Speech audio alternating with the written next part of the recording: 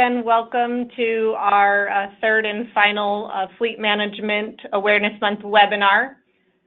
We are super excited to have Mr. Cabell Hodge with us today, talking about federal fleet legal requirements. Before we get started, a few administrative things. This is a recorded webinar, which we will post here at the end of the month, all of our webinars for viewing. Also, if you have any questions throughout, go ahead and type them into your question box and we will try and get to them at the end. Also, there will be CEUs provided. If you are an MPMA member, they'll be automatically in there. If you are currently in a room with others viewing the webinar today and not signed in personally, go ahead and send an email to myself at the vpmarketing@mpma.org, and we will get you loaded in there as well. So first I'm going to read Cabell's bio. He is a federal fleet project leader at NREL, which is the National Renewable Energy Laboratory. He works with the DOE Federal Energy Management Program to provide compliance assistance, technical support, infrastructure analysis, and training to fleets, facility managers, and drivers. He also supports the international vehicle electrification efforts, including fleet and charging infrastructure analysis. Before joining NREL, Cabell was a policy advisor at the Colorado Energy Office, where he developed programs to deploy alternative fuel vehicles and infrastructure, as well as policies to remove barriers to adoption. Cabell graduated magna cum laude from Syracuse University with a degree in economics, and from the University of Colorado with a Juris Doctorate and Graduate Energy Certificate. So welcome. Thank you very much, Kim.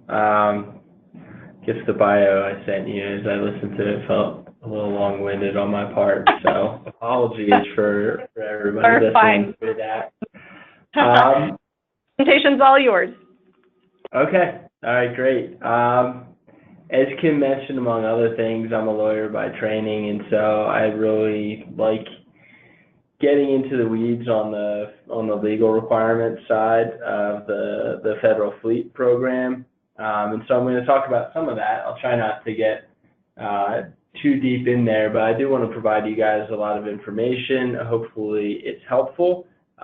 Feel free to ask questions at the end to help clarify, or feel free to reach out to me. My contact information will be in there as well. There are 4 segments, essentially, in this presentation. The first is just an overview of the federal fleet program, talking a little bit about NREL, about DOE, about some of our partner organizations. The broadcast is now starting. All attendees are in listen-only mode. And then we have the statutory requirements divided up into vehicle acquisition requirements and fuel use requirements.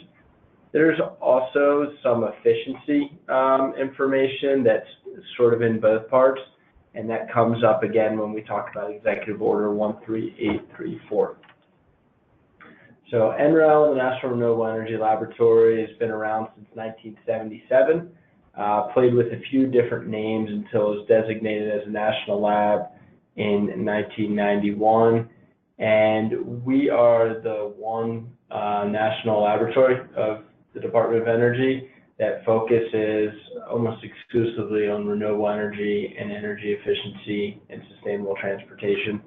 A lot of the energy systems integration sort of works at the nexus between those things. Like some of it is about bidirectional charging of electric vehicles, exporting power from those vehicles.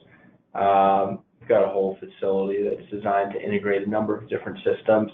On the transportation side, we've got a couple of hydrogen stations, got a biorefinery on campus, and then we do a lot of work with electric vehicles as well, so sort of hinting at there.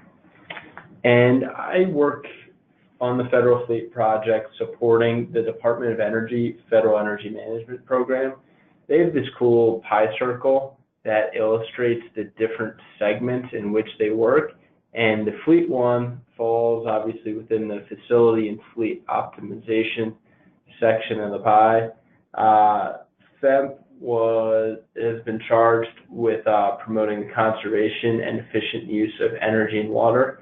And they do a lot of work across the spectrum, including a lot of things in the energy savings performance contract and utility energy service contract sector. They're involved in a lot of really big projects, and they do a lot of really cool work on the cybersecurity and resilience side as well, mostly focused on the federal government. The fleet program is just a part of that. And on the right, you can see a screenshot of the website. This is where a lot of the information that I'm going to be talking about today can be found. So if you are looking to dig into any aspect of this, this is a great place to start. One of the key things the fleet program does, provide guidance on fleet requirements. There are a handful of statutory guidance documents available, as well as this fleet management handbook, really cool resource. It looks at all of the different requirements and how they fit together, and then how you can go about implementing them in your own fleet. So that's just the link there at the bottom. I also want to mention the Federal Automotive Statistical Tool. This is actually managed by a sister laboratory, Idaho National Lab, and it's been around since 2000. It's the source of all the official data for the federal fleets. That includes inventory, fuel use, acquisitions, costs, mileage, a whole host of data, and been improved quite a bit recently by the transition from aggregate data to asset level data, so looking at the individual vehicles. Great source of data. As I mentioned earlier, DOE partners with a few other organizations, or FEMP does, and FAST is actually managed as a co-project between DOE, FEMP, GSA, Office of Government-Wide Policy, and the Energy Information Administration. Fleet program also does a lot in the compliance determination sector, and similarly, there are different organizations that are responsible for different pieces of compliance. So FEMP is responsible for EPACT related compliance. A lot of that involves alternative fuel vehicles, reducing petroleum. I'm going to go through that in the sort of meat of the presentation here. We also provide support to Office of Management and Budget on their sustainability scorecards. FEMP provides an annual high-level report to Congress every year, and determines whether dual-fuel vehicles qualify for a waiver from using alternative fuel. EPA publishes the ESA Section 141 compliance. We'll come back to that, but essentially it's whether fleets are buying low greenhouse gas or efficient vehicles. And then GSA OGP publishes this annual fleet report and monitors the federal management regulation requirements, monitors compliance with those. That annual fleet report is a great resource. Of course, GSA Fleet is a mandatory source for purchasing, has a great lease program. So we work very closely across all these organizations. The fleet program, and here talking specifically about the FEMP fleet program, provides a lot of technical assistance as well. So most of what I'm going to talk about today are the legal requirements and what you have to do. But in order to get there, you often have to surpass some technical challenges, and that's where some of NREL's research experience comes into play and some of the tools we've developed here. One of the key programs has been this EVSE Tiger Team support for the installation of charging infrastructure. And there was so much demand for this program that Army decided to contract separately with NREL to look at 30 garrisons, and there were another 100 or so sites waiting in the wings that we couldn't possibly get to them all. So we are in the midst of developing a train-the-trainer program. We just brought on a really bright electrical engineer from Duquesne Light Company, who has a lot of experience working with the electrical infrastructure, and he'll be leading this Train the Trainer program, which is going to develop subject matter expertise within agencies. So it's not rocket science installing electric vehicle charging equipment, but there are a lot of lessons learned, and there are some electrical and civil engineering challenges that folks might not have thought of before getting into this. So having that subject matter expertise within your agency and having a contact like we have here at NREL to support that should be able to make things go a lot more smoothly and install the infrastructure much more affordably. Fleet Dash, I'm going to talk about some more later in the presentation, actually, when we talk about the Section 701 waivers and how that process is potentially going to change. But the thing that you really need to know about Fleet Dash, it's a way to identify opportunities to use alternative fuel in current existing alternative fuel vehicles based on the fueling transaction location. So if you look in the bottom right corner here, that red pin is where the vehicle actually fueled, and all of those yellow dots around it are alternative fueling stations. So if that guy fueled using gasoline, but his vehicle was a flex fuel vehicle that could have used E85, well, he could have headed west on John Kilpatrick Turnpike, or he could have headed up north, really whichever direction he was going, and found an E85 site. So it's linked to this station locator, which I'll show you again a little bit later. We also provide a bit of support on the telematics side, really just in terms of resources. We worked with the Marine Corps last year, or I believe we actually finished up the project in 2017, developing this telematics framework for federal agencies based on lessons learned from the Marine Corps fleet. Marine Corps has really been ahead of the game. They have these video telematics units in a lot of their vehicles that are identifying unsafe behavior and protecting their drivers.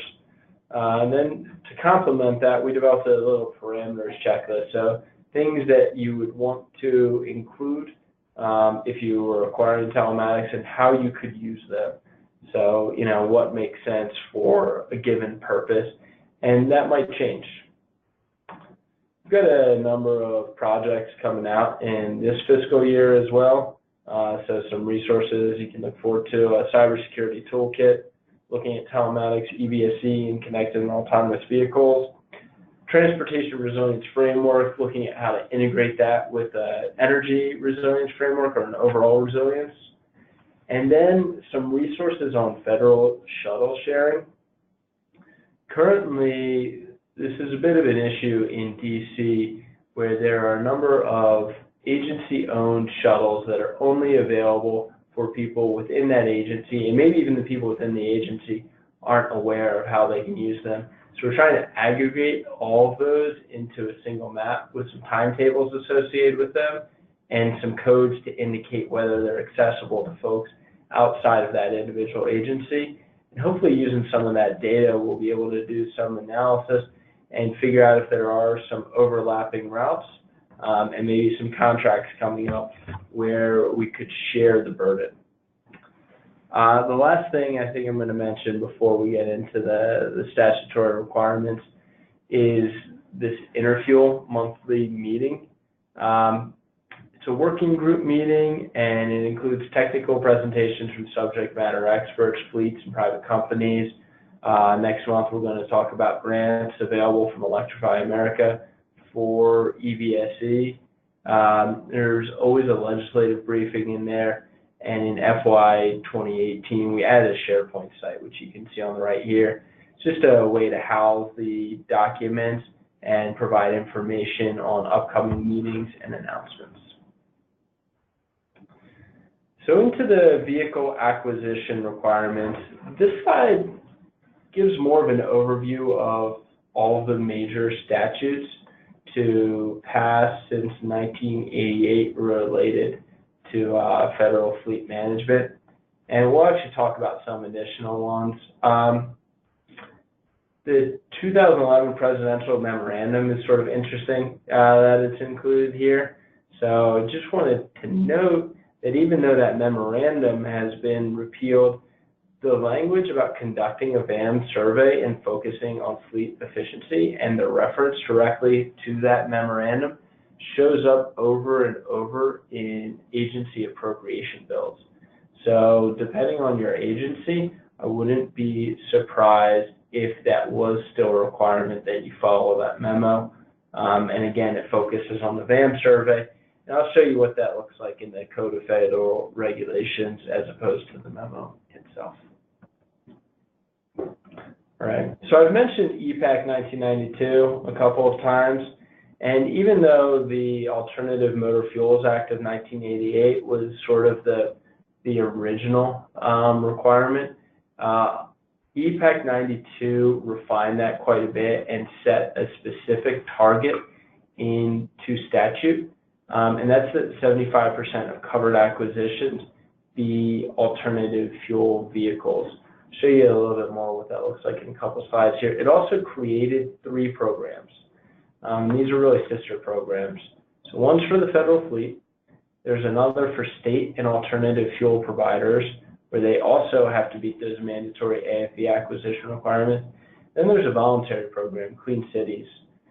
Clean Cities is a network of coalitions in about 100 parts of the country. Some of them are city specific. You know, some of the western states might cover the entire state.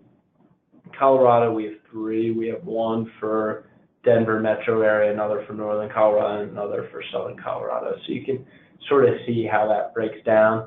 And they provide subject matter expertise to private fleets, to local municipal fleets, but also to federal fleets. So that might be a resource that's available to you. We work very closely with them within the federal fleet program. I mentioned the handbook earlier, and I actually pulled this flow chart out of the handbook.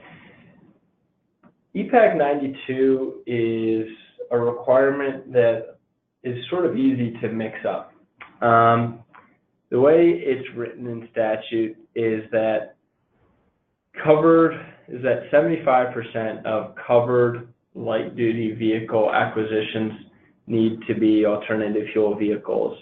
The way it's been calculated since its inception is that the numerator, so if you look at on the sort of bottom here, and I don't know if you can see my mouse where it says calculate AFE acquisition credits over covered acquisitions, by the numerator I'm talking about above the line there.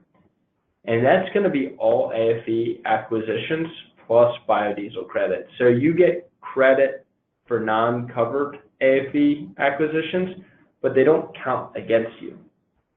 So the denominator, you take the agency's total light-duty vehicle acquisitions, you're going to subtract out the ones that are not acquired by agency fleets with less than 20 covered light-duty vehicles. So easy way to look at that is to think of agency fleets where you have 20 plus non-exempt light-duty vehicles, and if you go to the next step, that's within metropolitan statistical areas or consolidated MSAs. For the latter, think of something like Dallas-Fort Worth, where it's just a big area, and it sort of includes the areas in between. And then you're going to subtract out those law enforcement and emergency response vehicles. So that's why I mentioned non-exempt light-duty vehicles over on the right-hand side in the gray. So that's what gives you your covered acquisitions. So basically, you're going to take all of your AFE acquisition credits, and then you're going to divide that by the EPACT covered acquisitions. And to determine compliance, you'll see whether that number is 75% or greater. Alternative fuel vehicles include the vehicles you traditionally think of, flex fuel vehicles, electric vehicles, hydrogen vehicles. Also includes hybrid vehicles. And then it also includes these low greenhouse gas vehicles, These very efficient vehicles, I'll show you a little bit more on them in a couple slides here, that don't have access to alternative fuel. So if there's no station at your base, there's no station within 5 miles of the garage location, you can count those exempt vehicles, you can count those efficient vehicles as AFVs. I'll show you a little bit more on that in a minute here. This chart looks at your more traditional AFV count by year, and you can see there has been pretty steady growth ever since 2000. See, 2016 was a little bit higher than 2017. We'll see what the numbers come in at as 2018 reporting wraps up here. There's still a couple of agencies that are working through some things, but we'd expect to have those numbers in about a month. I mentioned acquisition credits for biodiesel. This is something that was added in the Energy Conservation Reauthorization Act of 1998. Biodiesel vehicles or biodiesel-capable vehicles never counted as AFVs under the federal fleet scoring. Instead, you get credit for actually using biodiesel in those vehicles. So if you use 450 gallons of B100, or for B20, it would be 5 times that. I think it's something over 2,000 gallons of B20. You can do the math there to satisfy your AFV acquisition credits. Now, those are capped at 50% of the acquisition requirement, so you can't get all of your credits from biodiesel, but you can get half of them. Renewable diesel, which has been introduced more recently than 98, really just over the past couple years, you've seen it taking off as a fuel, qualifies effectively as biodiesel for the purposes of these credits. Renewable diesel is really nice because its chemical structure is more similar to diesel, and so you don't have the same sort of concerns, like the winter concerns, that you might see using a high blend of B100 or something along those lines. You can see from 2000 to 2005, biodiesel grew quickly. In terms of its consumption within the federal fleets, stayed relatively flat until 2013, and then it's declined a bit recently. One sort of optimistic note is that renewable diesel has started to become a fuel use. You see just a little red blip in 2016, looking bigger in 2017, and I'm excited to see how that looks in 2018 because that market is growing rapidly. And as I understand, production's been the linchpin. To date, sounds like the folks bringing these small renewable diesel refineries online are producing aren't producing as much fuel as they can sell. I mentioned the ESA 2007 Section 141 requirement when I was talking about EPACT 92 and the overlap there. This requirement says agencies must acquire low greenhouse gas vehicles, and it applies to light-duty vehicles or medium-duty passenger vehicles. EPA sets the thresholds for what qualifies as a low GHG vehicle, defining them, and then determines the compliance. It's really, compliance is basically self-reported. Agencies report how many low GHG vehicles they acquired or they tag those, but there is a way now to compare those to sort of ground truth them using the asset level data that we could see moving forward. They set these thresholds in advance of the model year, estimating approximately that trying to get approximately 25% of the vehicles within the class as the most efficient vehicles, which would therefore qualify as low GHG vehicles. There are 2 exemptions. One's functional needs. It means your agency has no low GHG vehicles available, or sorry, you cannot find a low GHG available that meets the fleet needs. For example, if you normally lease from GSA and they don't happen to have a vehicle available for lease in that particular class, and that's the vehicle you need, you qualify for a functional needs exception, which you could enter into FAST. The other option is to comply through alternative measures, and maybe it's not an exemption so much as just compliance through alternative measures. This is reducing greenhouse gas emissions from petroleum through some other means. The only example I'm familiar with is if you have a diesel generator on site or you're using diesel heating and you convert to something that's more efficient, that basically emits fewer emissions. Like maybe you went to a solar thermal or a ground source heat pump.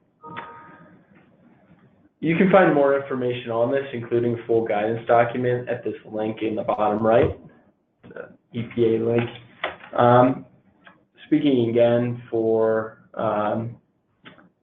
another agency in a sense, the vehicle allocation methodology regulations were written by GSA's Office of Government-Wide Policy, and you can find the full regulation there at 41 CFR 102-34.50. Essentially, this requirement is that agencies need to develop a plan to acquire the most fuel-efficient vehicles for their operational needs. And there's more to it than that, really. Developing a structural vehicle allocation methodology helps you determine the size of your fleet, the size of your vehicles, the number of vehicles that you need within each size, and what types of vehicles. You can also look at your utilization numbers in here, see what vehicles are low utilized and could be replaced, and what are low utilization but can't be replaced. For example, an emergency vehicle that you need, but luckily you only have to drive a few times a year. So the requirement to complete one of these vans at least every 5 years. Hear a lot of fleet managers saying they do it more frequently than that. Some annually, some every 3 years, but at least at present the requirement is every 5 years. Segueing now into the fuel use requirements. Sorry, just getting to the correct slide here. One of the big requirements in statute that some folks might not think about as much anymore, but still continues, is this ESA 2007 Section 142. So you can see it was written probably right at the same time as Section 141, and in fact, sometimes I mess these up and refer to one as the other, so hope I don't do that here. Absolute petroleum reduction is one of the requirements in here, and it's a 20% reduction for each agency from 2005 levels by 2015. It needs to continue into subsequent years, so compliance can still be measured in 2018 based on 20% below 2005's baseline. Covered petroleum, for the purposes of this, includes domestic fuel, does not include law enforcement or emergency response. Absolute alternative fuel increase is a 10% increase from 2005 levels by 2015, and again, continues to the present day. This includes all domestic alternative fuel. Looking at covered petroleum consumption on this graph on the right, you can see the total numbers stay relatively flat between 2005 and 2017. In fact, those 2005 and 2017 numbers are very close, but within each agency, there's a lot of variation. 20 of 27 agencies actually met this goal and reduced their petroleum by 20% or more. This doesn't account for augmented emissions. So an agency like DHS that's grown quite a bit during this time, there's no adjustment for that. If you exclude the Postal Service, which has a number of very old vehicles that they don't have money to replace or have not to date had money to replace, but surely hope to, covered petroleum consumption's fallen by 26 million GGEs annually since the 2011 presidential memorandum really stepped up the focus on vehicle efficiency. So if you look at it from then, and then as I mentioned from 2005, a number of the agencies have fallen as well. You can see a lot of these bars below that purple bar are falling quite significantly. Looking again, excluding USPS from 2011, net fuel expenditures dropped $890 million in that time. So that's the savings basically from not purchasing fuel based on the average cost of fuel in those years. Alternative fuel consumption was really on the upswing through 2013. We've seen it fall off a little bit, especially on the E85 side and a bit on the biodiesel side since 2013. That's not the trend that we're looking for, obviously. We have seen vehicles get more efficient in that time period, so you've seen a lot of the petroleum fall, but it is something that we are sort of looking at. One thing to note, though, is that from 2005 to 2017, overall, the federal fleet is still using twice as much alternative fuel as it was using before that requirement went into place. This is just another graph that shows you covered petroleum and alternative fuel consumption. All of these graphs are available online on the DOE Federal Energy Management Program website under performance metrics. If you go to that fleet homepage, and you can find the spreadsheets behind those numbers and a lot of information on inventory as well, some different cuts of that are pretty interesting. EPACT 2005, Section 701, mentioned this earlier when we were talking about Fleet Dash. The current process does not use Fleet Dash. And the current requirement, which is not changing to our knowledge anytime soon, says that dual-fueled vehicles shall be operated on alternative fuel unless they receive a waiver from the Department of Energy. And there are two reasons in statute that waivers may be granted. So if the vehicle is operated in a geographic area where the alternative fuel is not reasonably available, or the alternative fuel is unreasonably more expensive. Now, the part that we're talking about the current process is that reasonable availability is currently defined as within 5 miles or 15 minutes of the garage location. And unreasonably more expensive is if it's more on a per gallon basis for 5 consecutive weeks during the prior year. Part of this is because the waivers cover the entire year, and so we're trying to figure out the best way to estimate whether alternative fuel is available and affordable.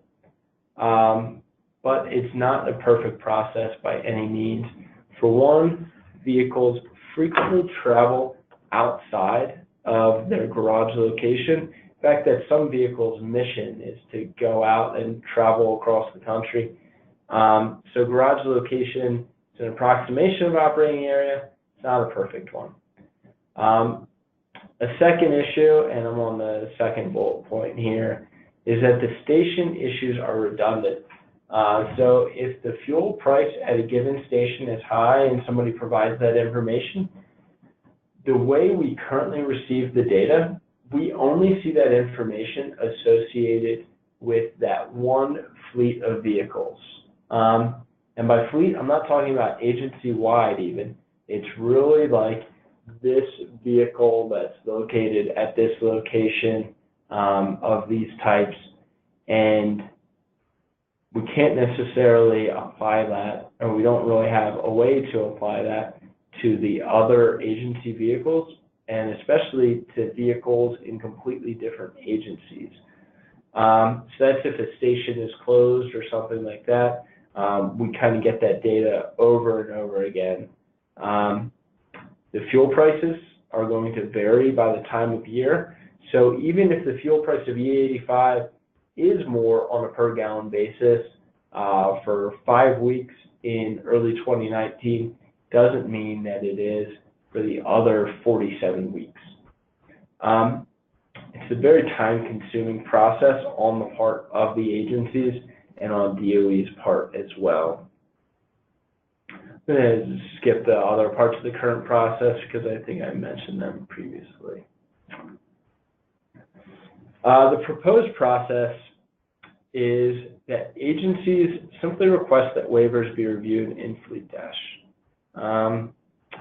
So as part of their asset level data entry, they could just note next to the vehicles if they're present in Fleet Dash, and maybe they know all of their GSA wet lease vehicles are present in Fleet Dash. They could just enter that. And then Fleet Dash can identify available fuel on a transaction by transaction basis. And if you remember from the earlier slide, Fleet Dash compares the fueling transaction location to the alternative fuel data center, and so can see what other alternative fuel stations are around. And this is going to look at every time you fuel up. So sometimes it's not going to make sense to fuel up on alternative fuel, but other times it will.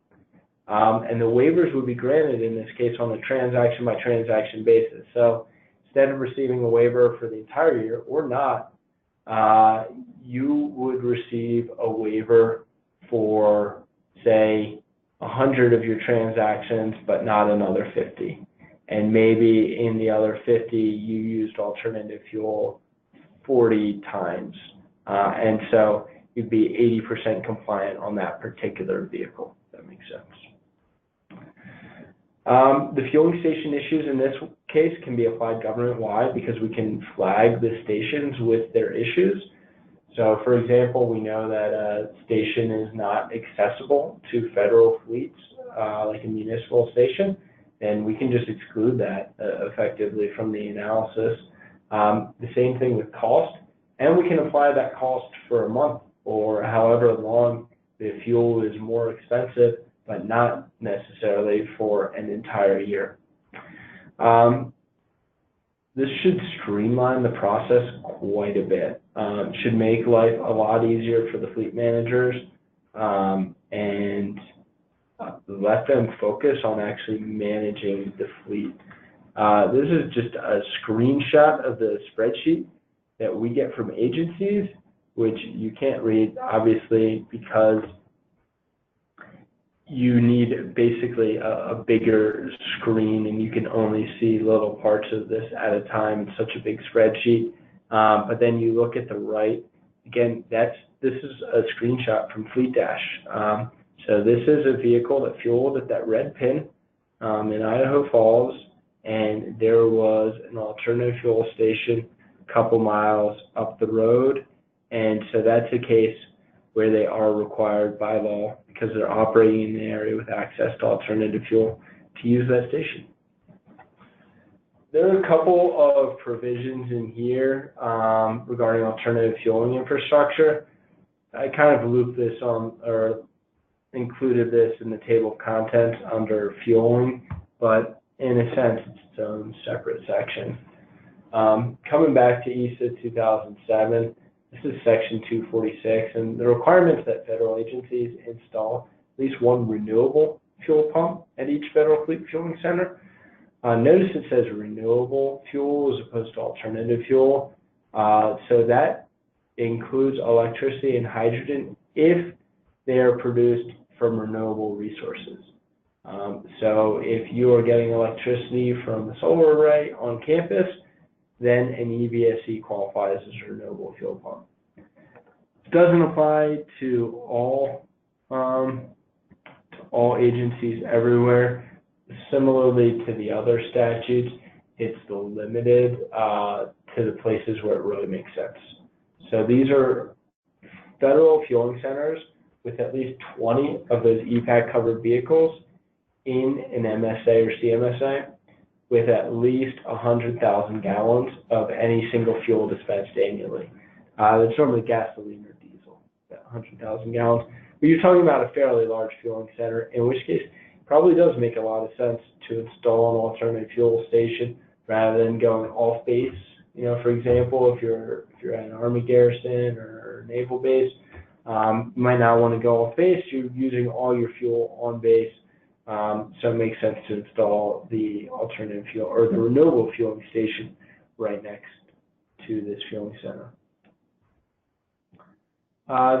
This information is reported in FAST in the 246 report that comes through in June, and it's used to determine Section 246 compliance, whether agencies are actually doing this. And then it's also used to populate the Alternative Fuel Data Center Station Locator, which in turn is used for Fleet Dash and to identify the availability of fuel for Section 701 requirements, really in either case. This is the FTC Station Locator. I mentioned it a couple times already. You can see these green dots are electric stations, EVSE. The yellow dots are E85. Stations are really everywhere, and we've got a lot of stations available now in Canada that you can see as well. Just kind of a cool addition recently through a completely different project. Not only can you enter your address to find fueling, you can enter your route where you're planning on going. And there's a mobile application for this too. So you can go on your smartphone and search for AFDC Station Locator. You should be able to download this app and have it in your phone if you're driving a federal fleet vehicle. Diving into the Station Locator a little bit more, there's this tab. It's at the top left normally of the base screen that you're looking at. So you'll be looking at public stations by default, and if you click on advanced filters, that tab on the right, you can enter that information, the location, so say within 20 miles of your garage location or along your route, you can pick which fuel you want to look at. And then under station, there are some cool options too. You can look at payment by WEX card. You can look at owner, maybe look for other federal stations. You can include private stations, which often are available to federal customers. A lot of these are local municipalities, district, state type stations that they're often willing to let federal fleets fuel at, and that can save you on installing your own station, especially if you're co-located with some sort of municipal operation. A couple of links in the bottom right, I don't know if you can see them. It says download results there. You can also click map results up here, and so you can see them on the map. If you download them, you'll get a CSV that you can open up in Excel. The FAST Act wasn't on the timeline because it's not as much about federal fleets, it's more about personally owned vehicles. This authorizes GSA or federal agencies to install EVSE to support the workplace charging of personally owned vehicles. And it requires that those agencies recover the cost of fuel as well as the costs incurred in installation, construction, operation, and maintenance of those stations. Because the act wasn't passed until December 2015, doesn't apply to the costs incurred prior to 2015, or prior to December 2015. It also requires reporting, and so we collect some of that information through the Federal Automotive Statistical Tool, FAST, not to be confused with the FAST Act, which is the Fixing America's Surface Transportation Act. And then GSA is required to report EVSE installations to Congress. A couple key guidance documents are available on this from the Council on Environmental Quality. One is for level 1 charging receptacles, basically wall outlets where you can connect a portable EVSE unit. And the second one is for the hardwired or normally the hardwired EVSE. Some of them you can plug into like a level 2 outlet. Let's get into the weeds a little bit. One of the best things, I think, that's in these guidance documents are these tables. There's this different one that's in the level 1 receptacles guidance document that's specific to that. But this one estimates reimbursement fees that you would need to collect from employees if you install any of these types of EVSE. It also includes a way of calculating that. So it's an estimate based on how much electricity employees typically use per day with the prevailing electricity rates. I forget exactly what they used, probably something like 11 cents a kilowatt hour. And then the installation costs and hardware costs estimated to come up with a daily fee. You can set up these bi-weekly fees. There are a couple of ways to do this. One of them is pay.gov. And pay.gov, the Department of Treasury basically sets up a checking account for the facility, or really however the agency wants to do this. But they can set it up at the facility level, so each of your employees pays, they swipe a credit card when they are charging the vehicle or use a fob or some other system, maybe with a smartphone. But essentially, they pay into this checking account, or normally they'll pay one of the EVSE companies, which will then deposit into the checking account, and then the agency or the facility can use that money for paying their electricity bill or for other sorts of upgrades that they need to do around the campus. I got this slide from Tia Wingfield, where contact information is right there, where it says contact under the first step in pay.gov. So feel free to reach out to her and to read through that slide when you have some more time here. This is another look at the AFDC, and it's just showing that federal alternative fueling infrastructure with a few statistics there. Just going to move along to the executive order, the last pretty small section of this presentation. EO 13834 was signed this summer, and the overall edict is to meet statutory requirements in a manner that increases efficiency, optimizes performance, eliminates unnecessary use of resources, and protects the environment. So it's a fairly broad requirement, and this applies not only to transportation here, but also to renewable energy, energy efficiency, really anything on the energy side for agencies. The executive order also required DOE in coordination with the Department of Defense and GSA to develop a report to CEQ and OMB regarding opportunities to optimize federal fleet performance, reduce associated costs, and streamline reporting and compliance requirements. The report included program plans and recommendations to improve efficiency, and those are all just recommendations really to CEQ and OMB. It's really their product at this point, and it's their responsibility and their authority to determine what actually goes into the implementing instructions. And when we see those, we'll have sort of a better idea of the specific requirements for the agencies regarding federal fleets.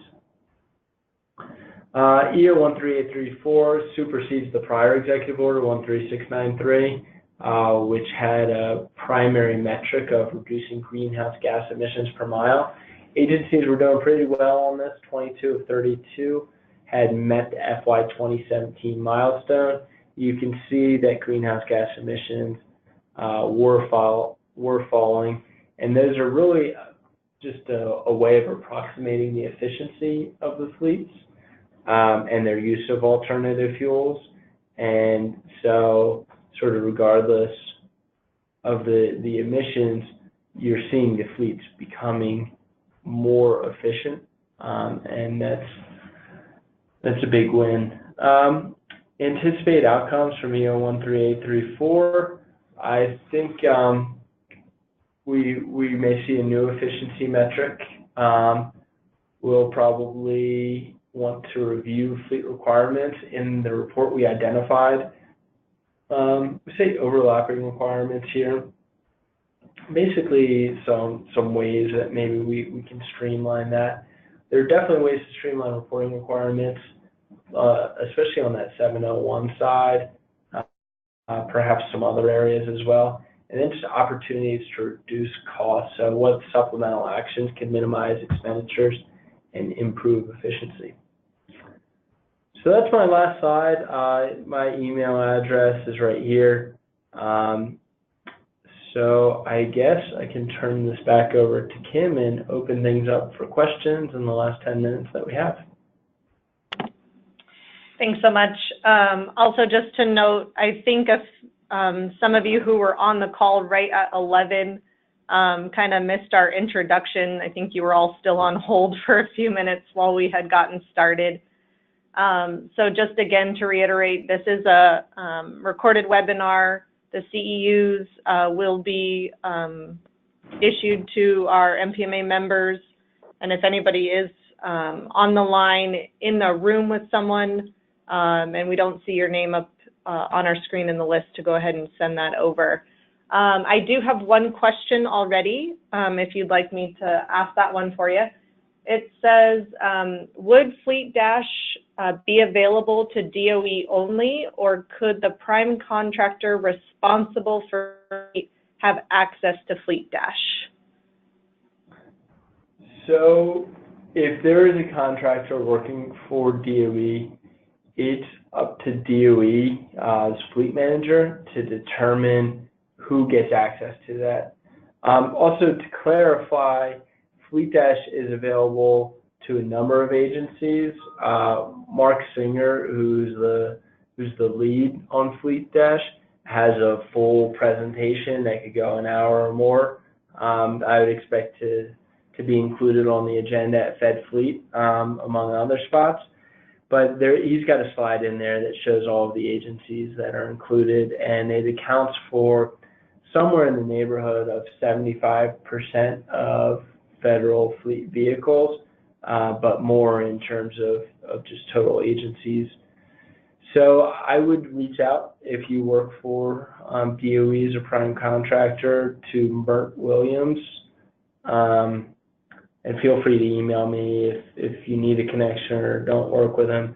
But he would be the person, I believe, that would determine who gets access to see the DOE vehicles.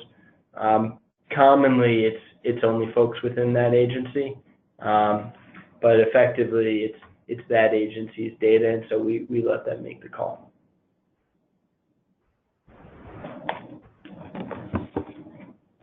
Thanks.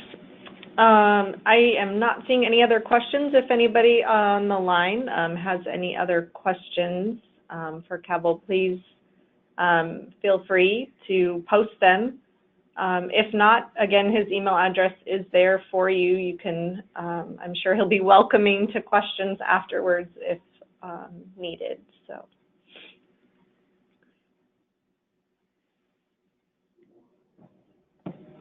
Great. Well, thanks, Kim.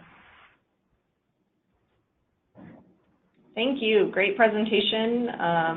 Way to end our webinars here. Oop, I think I have one more question. Oh, no. I do not. So thank you again for speaking today and presenting. I hope all of you enjoyed all of our webinars in addition to this one. And again, we will post them on the MPMA YouTube account here at the end of the month and get you guys all the credits for your CEUs. So thank you again, and everybody have a great day.